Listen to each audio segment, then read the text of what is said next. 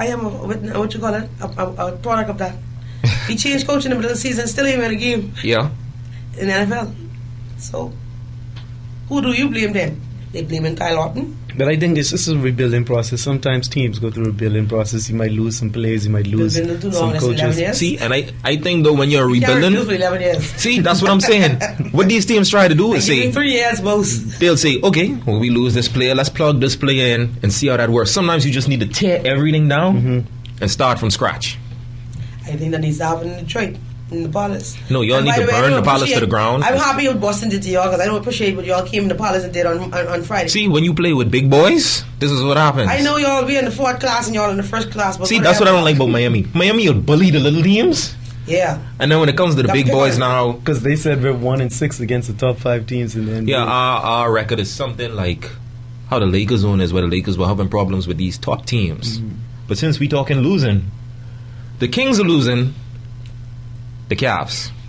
Oh yeah, that was. Now I actually watched the game when the Cavs broke their winning streak, and I was hurt because it came against the Clippers and Blake Griffin. Now what's going on? Blake Griffin does they lose what 3-4 straight games? Yeah, because the only player who's playing all the time is Blake, and he plays around the rim, so you need somebody to be on the floor. Yeah, see, and that's what happened because the game. What happened to Baron Davis? Baron Davis. Let me ask this question. The Los Angeles Clippers been losing for almost decades. Like, yes, not almost decades. Decades. Okay. Yes. Do you think that the owner and the coach cares about winning, or he only because in LA you can fill a stadium every night anyway? Does he care about putting a good roster together? No, I don't think he does. To win a championship, or only care about winning the games. Like New York, Miami, and Los Angeles, no matter what. I don't think he cares. Because they come show up anyway. Yes. Yeah, I don't think he cares. Because he make his money either way. But if you come, they play in the same arena as the Lakers. So it isn't like the Lakers could come and say, hey, well, we have better facilities. We're in a better city. You're there. The only thing difference is their practice, where they practice. Yeah. So, at the end of the day, you still play in Los Angeles. How come the Knicks could... it took the Knicks a while, but now the Knicks could rebuild. Miami might be down for 2 or 3 seasons. And then all of a sudden, they build back again. Even Chicago was out after Jordan for a good 8 years. Yeah, and then you start to rebuild. See, you get draft picks, so it has to be. But they've been getting top draft 6 draft and picks picking wrong forever. So that's something within the because as an owner, even with the Cavs owner, at least the Cavs owner said, "Well, you know what? At least we'll win a championship. At least have some pride somewhere." You just hurt. You're speaking of emotions. That was like, you need to get over that. Like when Miami, get over that. It was like in a relationship, if your girlfriend leave you and you feel bad, like she left you. Anyway. Yeah. You find somebody prettier than her. I can get married before her. Yeah. And then at the end of the day, she go and get married and you there crying in the bed. Like, well, I didn't mean that. I didn't know this could be this bad. Why you do that? See, and that's what happens. I need to talk to you before you go down the aisle. Talk to me for what? And with the Cavs, see, all of a sudden they say Mo Williams came back now, so now they could win a couple games. But then you know what happened last night? They won 1. Yeah. They played the Wizards last. The Wizards were 0-24 maybe on the road. They went into Cleveland and beat them by like 20. Yes. I think it's 98. Yeah, it wasn't a close game. 118 or 120. That goes to show you that they built the team that they claimed they were building around LeBron was no team. Thank you. Because I'm sure if you take Kobe off the Lakers, they're not a championship team, but they would make the playoffs. Yeah, they would.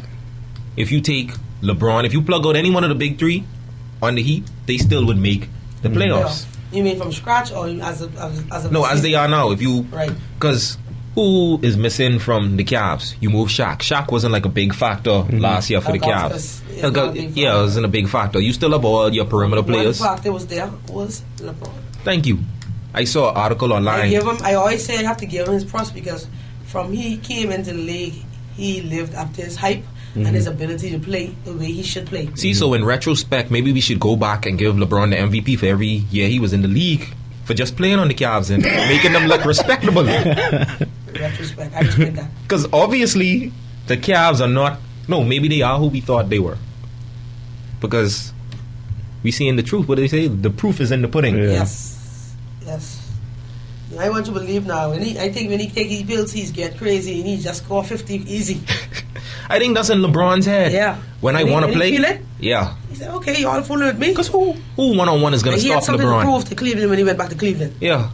You know, when they came to Miami, he did the same thing. Like, Because it's one-on-one, the only defensive person who I saw who was given the at least back and forth offense and defense. Who talked about his mama?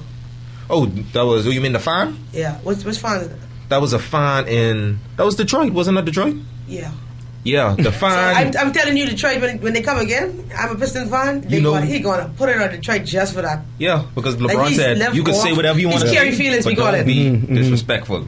Now, just for anybody listening, if the playoffs started today, this is who would match up against who. Yeah. Boston would face Indiana. So, Boston. Miami would face Philly. That's good. Miami. Chicago would face New York. Now, this one's interesting because Chicago hasn't beaten New York yet for the year. Right. And then Orlando would play Atlanta. I want to say something. I want you to realize this, and I want you to look at this when playoff begins, you and Perez. Mm-hmm.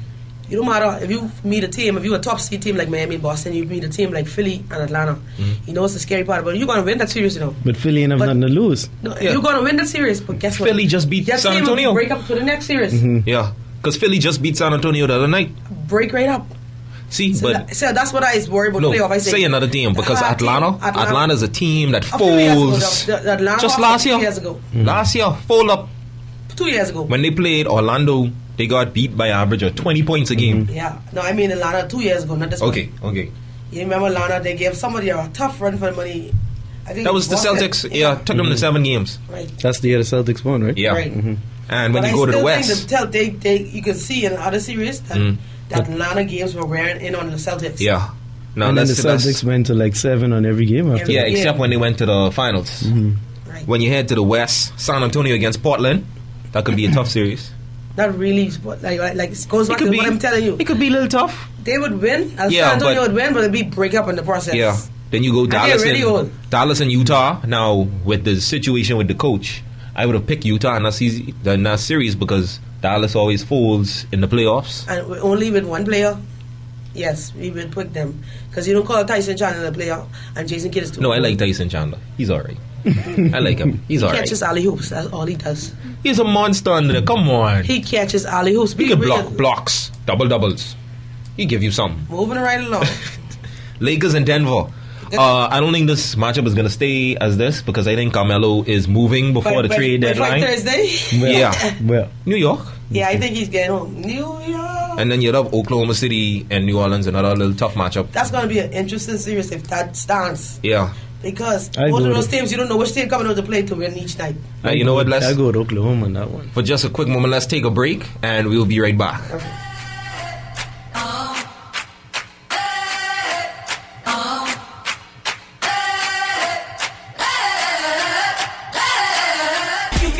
Your way, you can have it your way. A Burger King, Single Whopper, double Whopper, Western Whopper, ooh me. You know that's what I need, and don't forget the cheese. A double cheeseburger that's nice and juicy. So many chicken combos, you trying to confuse me.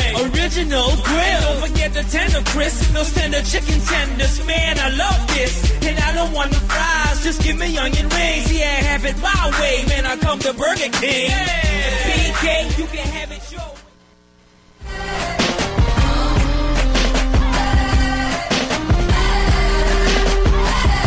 And once again, welcome back to Beyond the Score. And just want to send special shout-outs to Ray Allen for breaking Reggie Miller's 3-point record. Less games. Guys are respectable guys in this league. But you heard what Phil Jackson said about the record? He said, I don't see anybody saying anything. Is there a 2-point record? So you put so much emphasis on the 3-point. Is there a 2-point record? It's 3 points. No, Phil Jackson only saying that because he don't like the Celtics. That's the only. That's petty. You know that's what you say? Yes, very light. He needs to stop liking man.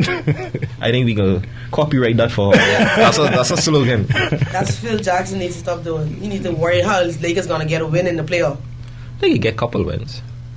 I want to play Oklahoma City. Serious. I want to play Oklahoma City. If they play Oklahoma, they can get there. I swim for last year. And the year I think from last year Oklahoma was supposed to get their number. I guess I'll say let them slip out. They can get their things. Now let's look at all the all-star matchups. Of course, I think everybody has picking the East in the big game. Mm-hmm. East. Yeah. East. Okay, rookie team versus the sophomore. See, I have to watch this year because, of course. Thank you. See, you are a diehard Blake Griffin fan. Hey, the man gives me a show. He's worth the price of admission. Highlight reel. Now, you never knew anybody to stay up to watch the Clippers highlights on ESPN. Never. So he did make a difference in that team. Thank you. Yeah. See, now let me give you the rundown on the roster so you can make your pick. For the rookies, Eric Bledsoe, DeMarcus Cousins, Derek Favors, Landry Fields, Blake Griffin, Wesley Johnson, Greg Monroe, Gary Neal, and John Wall. Coached by Amari Stoudemire and Kevin McHale. Sophomores, DeJuan Blair, DeMar DeRozan, Steph Curry, Tyreek Evans, Taj Gibson, Drew Holiday, Serge Ibaka, Brandon Jennings, Wesley Matthews. Coached by Carmelo and Steve Kerr. You're going with the rookies. Who you got? I think the rookies too. So that's 3 rookies. 3-point shootout. Ray Allen, Kevin Durant, Daniel Gibson, James Jones, Paul Pierce, Darrell Wright. We go Ray Allen. Ray. You got Ray Allen? Mm-hmm. I'll take Kevin Durant. I'll go with him second. Just to be different. He could win. Yeah. He could really win. And they have the team shootout where they build together the different teams with the female playing. For Atlanta, Al Horford. See, you still don't know Al Horford, eh? I know. Okay. Yeah, I guess it's foolish. Al Horford, Coco Miller, and Steve Smith. For Chicago, Taj Gibson, Catherine Crayveld, and Steve Kerr. Los Angeles, Pau Gasol, Tina Thompson, and Rick Fox. Texas, Dirk, Ronika Hodges, and Kenny Smith. I cannot go for Los Angeles, so I am going with Texas.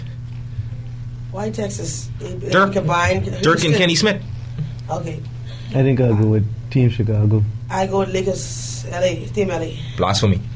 That's all I say. Tina Thompson ain't no shooter though. She ain't no shooter though. No. Yeah, but it's like skills. See, that's why I couldn't go with Chicago, because Taj is not a shooter. It's skills though. And it's a skills challenge? Yeah. Yeah. But they haven't said everybody for the skills challenge yet. I know Chris Paul, of course, is in it. Then you had to vote for the other players. I think that was Derrick Rose and a couple other players. I go with Chris Paul anyway. However it goes. And I was actually looking to see what good games were in the NBA for the week before All-Star. None. Not one. You maybe could say Warriors and Jazz. Y'all don't count. Yeah. Spurs and Bulls is like the only game. Tonight? No, that's way on Thursday night. Wow. That's the only big game. How come they going wait on Thursday? I thought these guys have to travel for All-Star break. No, there are no big games. Clippers Bucks. On Thursday? No, that's Monday. That's tomorrow. I mean, that's tonight. Oh. Nuggets Rockets. Yeah. Bobcats and Bulls. Yeah. Wizards and Magic. You can see John Wall. I don't think I watched Bobcats. I was impressed with his game. Okay, I'll give you one. Clippers versus the Timberwolves on Wednesday. Kevin Love versus Blake Griffin. Double. Yeah. Double. I haven't watched Kevin Love play yet.